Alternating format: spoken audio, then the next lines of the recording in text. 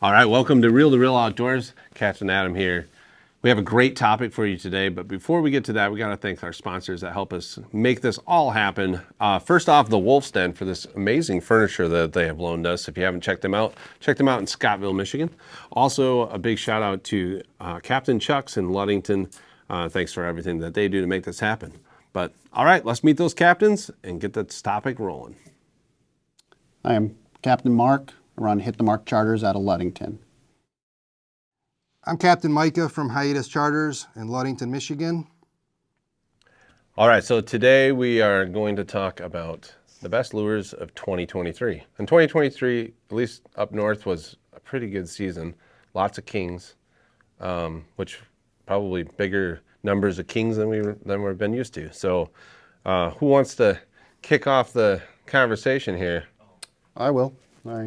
In addition to the Kings, I think we had a pretty good co-host season as well. So, speaking of Kings, I'll go ahead and start with the spring. A lot of times in the springtime, we start here in Ludington, we'll run trout charters.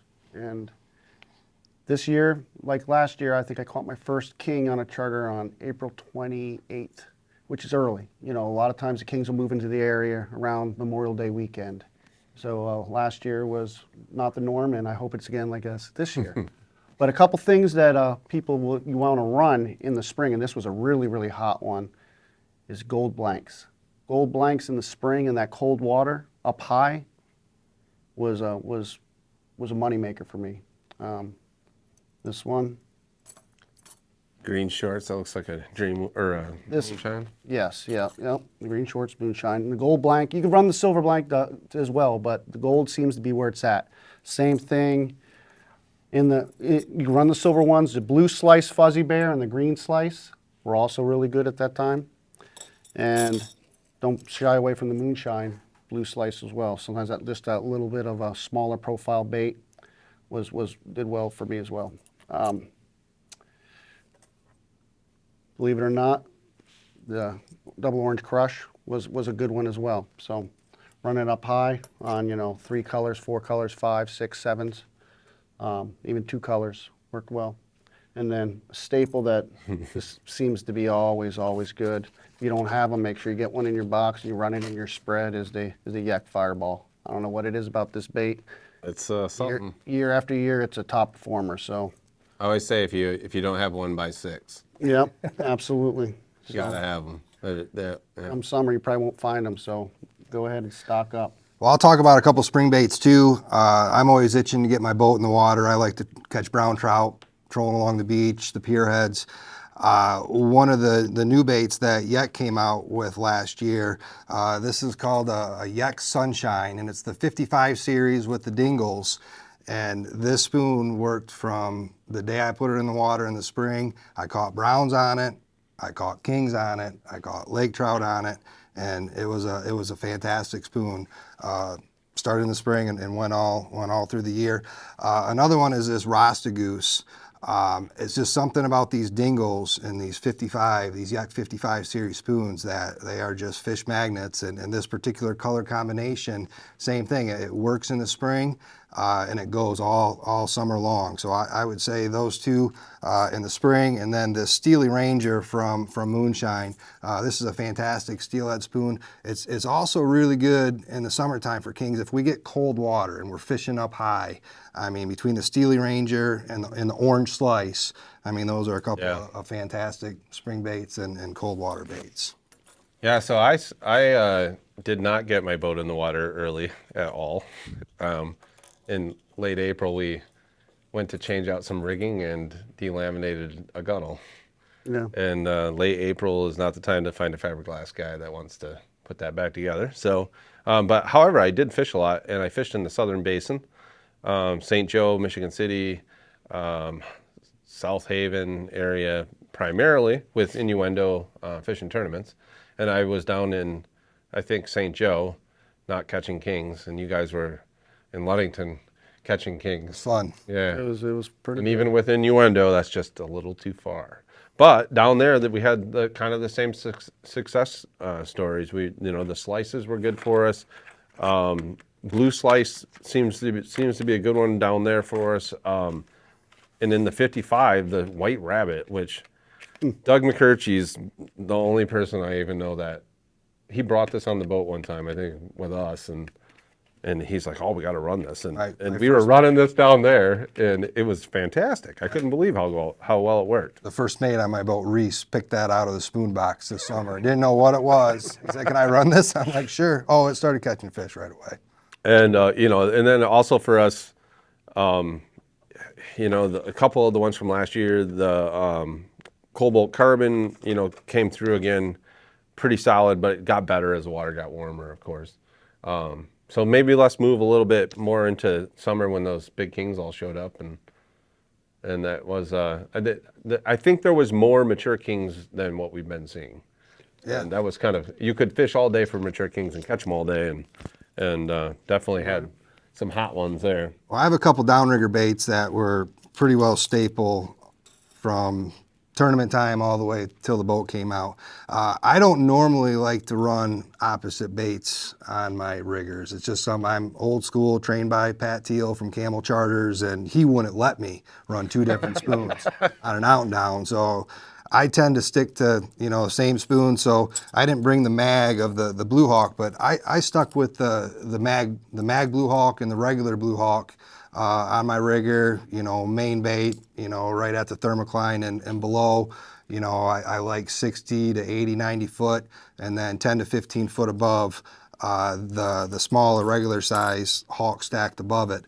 But the green hawk, the mag, as the main bait on the other out and down, Reese's out and down, and then the Moonshine Grinchy. Yeah. I don't know where he came up with this, but this thing was on fire all summer long, and I mean, it looks at least close enough, so I didn't give him too hard of a time, but when fish are coming over the rail and into the pail, you don't really say a whole lot. You just say nice job. So that's a couple spoons that I had. I'll let you guys talk about a couple more before we get into the rotators. Yeah. Well, sort of the same kind of combinations that I run as well. Few differences. I don't stack. I run sliders on my riggers typically, and I'm not purist where I got to run the same spoons combo on each rigger. So I'll mix it up and match it up. But if you're not running the soda, soda is a bait that produced from the beginning to the end. Depending on, I'll run the Dreamweaver Super Slim, worked really good as a slider. The standard on Moonshine worked well as a slider with a mag as your main. The Wonder Bread, Super Slim, phenomenal bait. And then another bait that was caught 3 years ago in Ludington, and then last year or the year before after that seemed to kind of just dwindle in the wind. But last year I was running it a lot, and I was probably on one of my riggers almost every trip throughout the summer was the old Chili Willy Super Slim, and it was hot for me. And I know the year before it was not, but 3 years ago you couldn't keep this thing in the water. Yeah, we were 3 years ago, and all those cohos were here. Yeah, it was like Chili Willy on everything. Well, that's what I was saying. We were talking about what a good king year this was. It was. The cohos were pretty good here in Ludington. Yeah. We caught cohos throughout the summer, earlier than normal, and it was good. So it's good to see the. So if just a little background on the coho thing in Ludington, we were cut from planting king salmon 7 years ago, something like that. I think it had been 10 years since 2012. 10 years. 2012, and last year was the first year that we stocked 100,000 kings in the Sobel. And we have been receiving for the last 4 or 5 years around 40,000 coho. And we've been net penning them through the Charter Boat Association.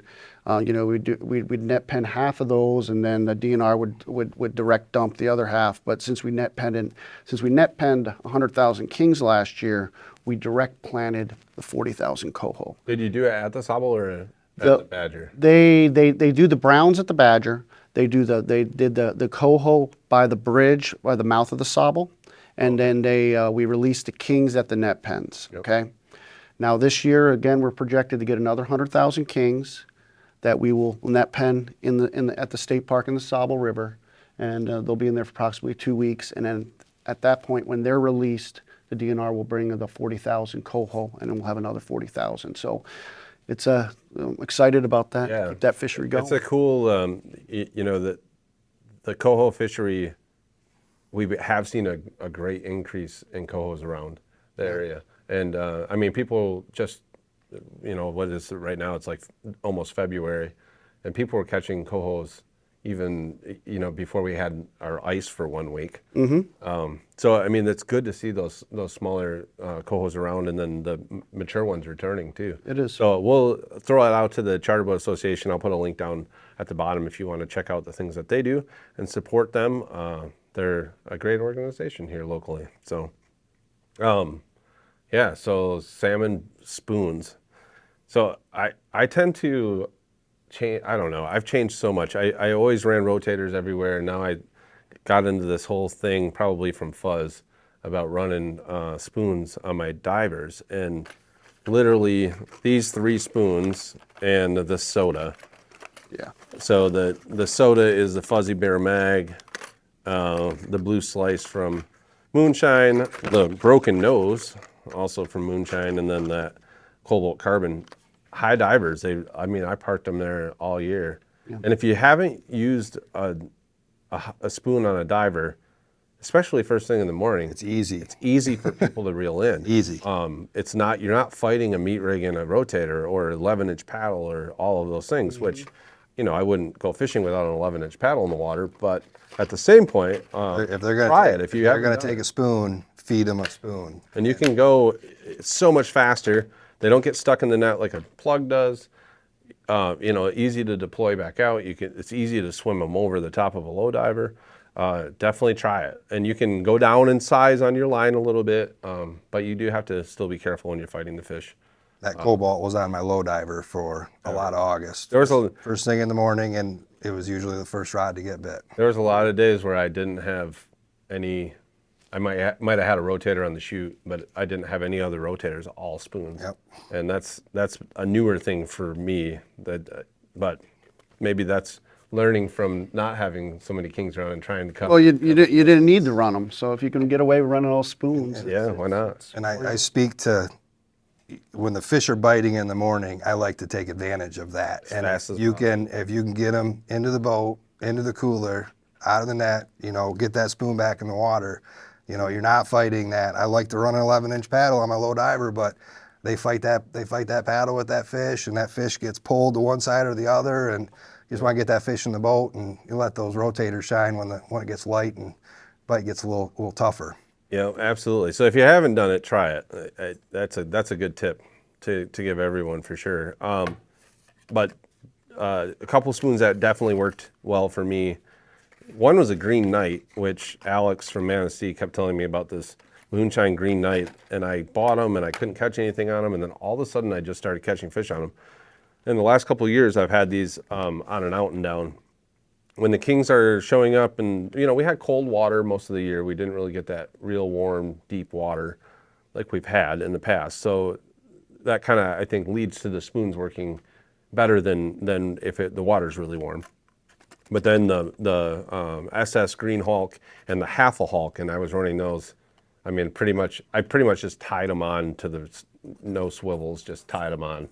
And then when they started to look like that or a little worse. They still work. Yeah, maybe put a fresh one on. But those were phenomenal for us as well. What about some rotators? Well, I want to talk about one more spoon conversation. So after the morning bite, you got to switch the program up a little bit. And you spoke to the coho fishing that we have in Ludington. Coho love to see yellow on your bait, and this is a Stinger Stingray eyeball man. And if you don't have any of these, the coho love them, the kings love them, and it's great on a 200 copper, 250 copper, 275 copper. If the coho are hitting riggers and hitting that free slider, put them on an out and down, one at 60, the main bait at 60, and let that free slider go. You'll turn your back after you get that rod set, and you'll hear the drag singing before you even know what to do with yourself. It'll have a bite on it. The other one is I think it's called the reverse eyeball man, but it has green on it. This is more keyed toward the king bite, and this is high sun. you know, the bite gets slow, you know, you got to change some baits, you got to keep working, you got to try to catch some fish. You know, you same thing, put that on a 250 copper, 275 copper, you know, even as 300 copper. And those were like in the thermal this year. You know, the thermal was high most of the year, 50 foot, 60 foot, right in there. It wasn't, I mean, we still catch a lot of fish on 450s and 400s, and when we tournament fish, we're fishing for that one bite kind of a thing. But man, those short coppers and mid-length coppers were really solid, especially after the sun came up. Well, I feel there was so much that we were fishing inside of 120 foot of water this year that there was no way we were getting the 450s, 425s, and it was just fine with me. So, you know, that worked out great. So, all right, rotators. Yeah, rotators for sure. Well, we the flip fins were out entirely, right? I mean, I don't remember if they come out last year. It's been a few years, 3 or 4 years. Yeah. So I always like to run the 8-inch paddles, especially when there's cohos around. I think the cohos really like the 8-inch paddles. And this year I really made a kind of a adjustment to fish more of the flip fins and less of the just regular Dreamweaver 8-inch paddles, and mess around with the fin up, fin down.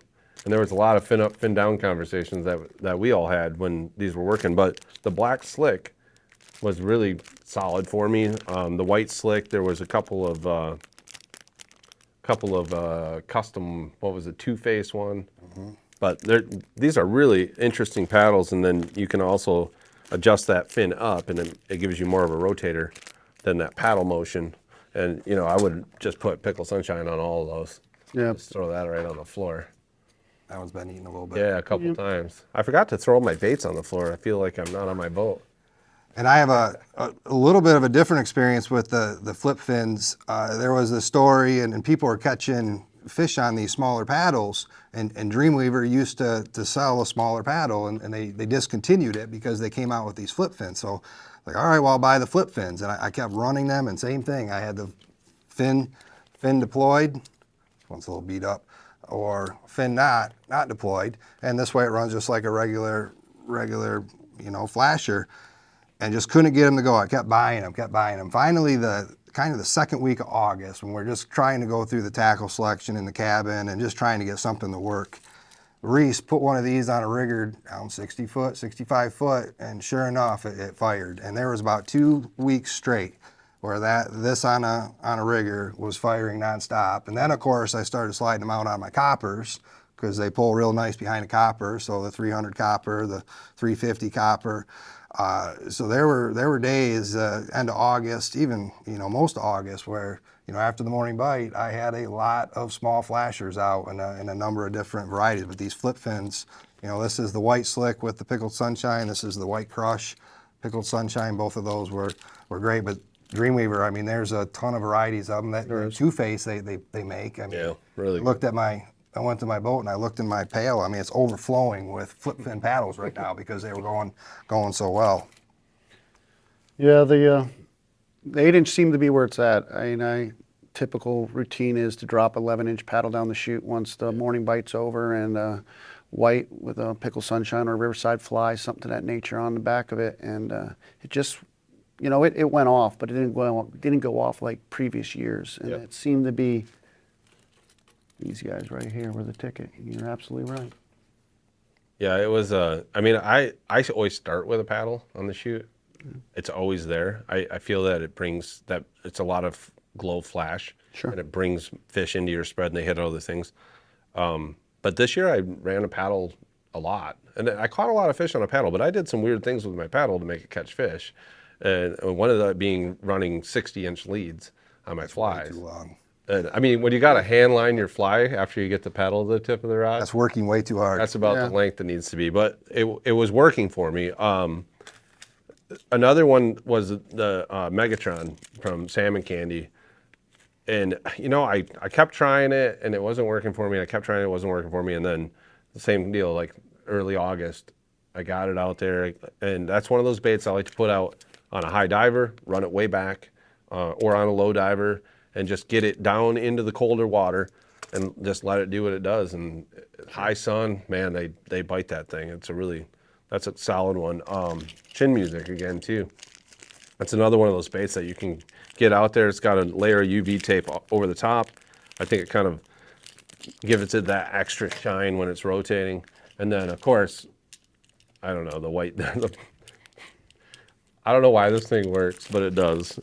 And it's the 8-inch with the Crush Glow, or that's the Crush UV one with the black dots on it. Something about having black dots on It works. just makes them work better. We did have a decent meat bite last summer through end of July and into August. And my Chrome Killer combo that I used to really like, it was a Chrome Killer with a UV green meat rig. That kind of died on me. And then all of a sudden I found these Dragon Slayers. We've been running these for a few years, and you know, a lot of different presentations, the 8-inch, the 10-inch, you know, put a fly on there. But I started putting the Green Mile. These were tough to get for a while, and Scott at Captain Chuck's, I had an order in with him for a long time, and around the tournament time, he called me, he said, "How many do you want?" I said, "Well, I'll take 15 of them." Take 15, and he's like, I looked at my watch, and it's like 6:05.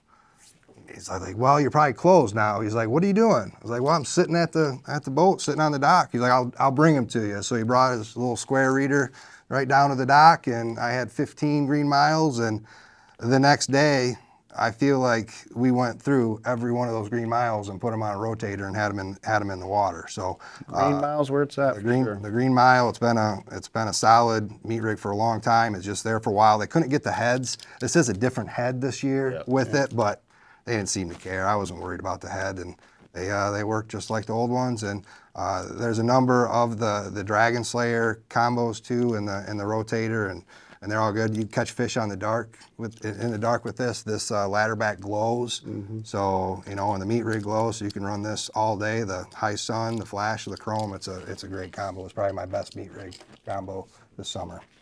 Yeah. How about some plug talk? Well, I like to run plugs, and once you get into August and those big fish are especially starting to stage and in there, if you've been on my boat in the dark when we're setting, probably 90% of my lines are plugs.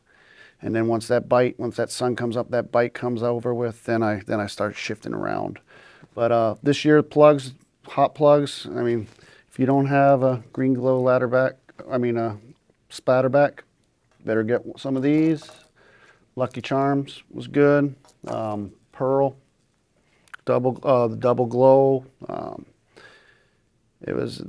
It's hot, and it's some. You know, I love running plugs. When you get a plug fish on there, you usually don't lose them, and it's nice for clients. They get to fight that fish on that plug, and Especially when the salmon go into their transformation into spawning. They start to get that really bony mouth. real hard mouth. And I think that the plugs do a good job on that for sure. The nice thing about the plug bite this year is it was about a month long instead of it was really a good. week or 10 days. I mean, it wouldn't quit. So it kind of, I thought it kind of started a little slow. You'd kind of sneak a couple plugs out to keep them honest in the morning. You'd hit a couple fish, and then you'd pull them. And then by Labor Day, and then the fish were a little late this year, and you kind of could see it coming with you're looking at their eggs. They weren't mature, they weren't getting big. You just knew they were behind schedule. And then all of a sudden after Labor Day, that first 2 weeks in September, the plugs were really good. And the other thing about the plugs, at least on my boat, the smaller plugs were better. These are a number 4 Silver Horde plug. This is the double glow. This was by far the best one that I ran. Make another one with the black ladder back. That was good. That's a good one. This is a purple splatter. This was a really good one. Probably the third best one that we had was, we called the pinky.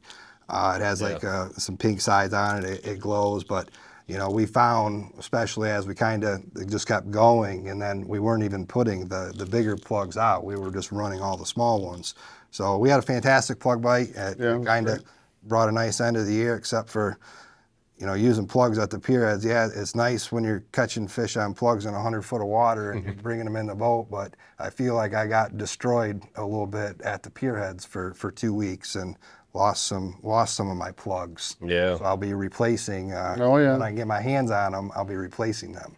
So that's I think a That's a good segue. topic to talk about a little bit on the plug thing is that plugs are really kind of been hard to get for the last probably like 10 years, really. There isn't a ton of them produced, like Silverhorn. There's not a ton of them making it to the tackle shops in West Michigan. Maybe I should say that.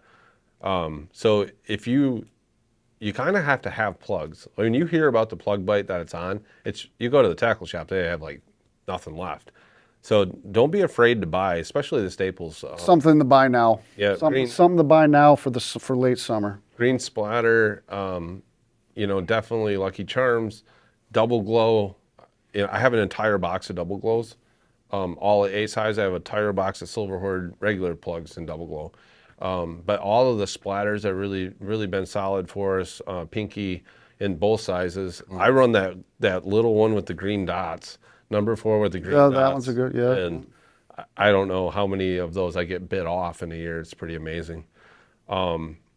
One little trick that you see Micah has on his number 4 there, the double glow, is the little leader on the front end. Smart. And a lot of times we'll tie that with heavier That's 50 pound. Yeah. line as well. So a 50 pound or 40 pound, it's real short. It's only a foot or so long. It does a couple things for you. One, it keeps that plug from chafing up that line, keeps their teeth from chafing up that line.